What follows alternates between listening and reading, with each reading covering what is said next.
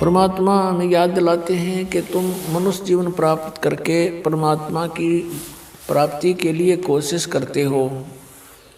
वो पुण्यात्मा जो पिछले भी जन्मों में मनुष्य शरीर धारण किए हुए थे और भक्ति कर रहे थे, उनको फिर तुरंत मनुष्य जीवन प्राप्त हो जाता है और फिर उनके अंदर पिछली जो प्रेरणाएं होती हैं परमात्मा की, वो विद्यमान रहती हैं। वो उसका अपना संस्कार है, वो कहाँ जन्मा है। जैसे पवित्र हिंदू धर्म में जन्म हुआ तो उसको वो पिछले संस्कार इतना दबाव देते हैं कि वो अपनी साधनाएं किए बिना रह ही नहीं सकता, तो वो साधनाएं शुरू कर देता है। किसी का मुसलमान धर्म में जन्म होता है तो वो क्रियाएं शुरू कर देगा, और अन्य धर्मों में भी ऐसे ही जानो। लेकिन पुण्यात्माओं, जब तक हम अपने सद्ग्रंथों से परिचित नहीं होंगे तो साधना करना भी व्यर्थ होगा। मनुष्य जीवन का मुख्य उद्देश्य है परमात्मा का पाना, और यदि परमात्मा प्राप्ति नहीं हुई तो फिर वैसे ही अपना जीवन नष्ट करना होता है। सतगुरु संगत छोड़ के चाहे लाख वर्ष जप कीने, इंद्री कर्म न मोक्ष होवे फिर काल के अधीन। सतगुरु की संगत छोड़ के चाहे लाख वर्ष तक जप करते रहना गुरु से विमुख होकर के, और चाहे लाख वर्ष जप करते रहना, आपको कोई लाभ नहीं होगा। इंद्री कर्म न मोक्ष होवे और फिर काल के अधीन। पुण्यात्माओं, आत्मा जब से भगवान से बिछुड़ी है, कुछ दिनों के बाद ही इसको एहसास हो गया कि हमसे कुछ खो गया है, और आज तक भी वो ऐसा ही अधूरापन महसूस कर रही है। जिस प्राणी के पास पुत्र है, पुत्री है, संतान है, संपत्ति भी खूब है और अच्छी कारोबार है, लेकिन फिर भी उसको संतुष्टि नहीं है। आत्मा फिर भी कुछ ना कुछ तलाश में है, परमात्मा की तलाश में है। वो अलग बात है कि उसको तरीका कौन सा प्राप्त हुआ है, कौन से धर्म में वो जन्मा है, तो फिर भी वो उसकी खोज कर ही रही है।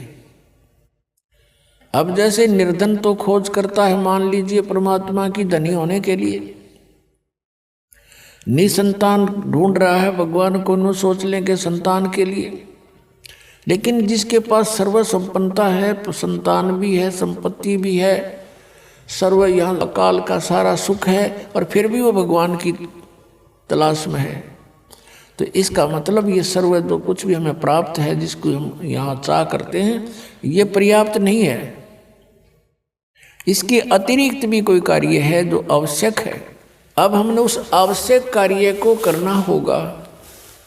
हम पहले अपना जो अनावश्यक कार्य है, केवल रोजगार के लिए, पेट के लिए, इसमें ज़्यादा समय डिवोट कर रहे थे। अब हमने ये ज्ञान हो गया कि मनुष्य जीवन का मूल उद्देश्य परमात्मा प्राप्ति है, तो अब हम अत्यधिक समय अपने भगवान के पाने के लिए लगाएंगे। अब वही समय होगा, वही आपका कारोबार होगा, वही क्रिया होंगी। आपकी जो संसारिक जो क्रियाएं हैं, जैसे पेट के लिए गुजारा सभी करते हैं, कोई सर्विस करता है, कोई दुकान किए हुए है, कोई किसान का काम करता है, कोई सर्विस कर रहा है, कोई मजदूरी करता है। काम आपका यही रहेगा, लेकिन इसमें भगवान का समय अधिक लगाना पड़ेगा। हमने कैसे लगाना पड़ेगा? कई कहते हैं समय नहीं मिलता। समय आपके पास बहुत है, को आपके पास बहुत समय है। उस समय को हम समझ नहीं सके और उसका दुरुपयोग करते रहे। अब जैसे आप बस में बैठकर सफर कर रहे हो, मंत्र प्राप्त है आपको, बैठ के बस में और अपना सुमन शुरू कर दे। इधर उधर झांकियां में देखा नहीं, साथी ते बात घनी करे नहीं, और अपना मंत्र करता रहे। तो वो 2 घंटे आपका समय सदुपयोग हो गया। आप जी किसी मजदूरी के लिए घर से चले हो, मजदूरी के स्थल तक पहुंचे तो वहां तक अपना सिमरण करे कई बार, और वहां जाकर भी मजदूर को या किसान को मानसिक कार्य नहीं होता, उसमें भी वो अपना भक्ति सिमरण कर सकता है। हमने देखा ये आली किसान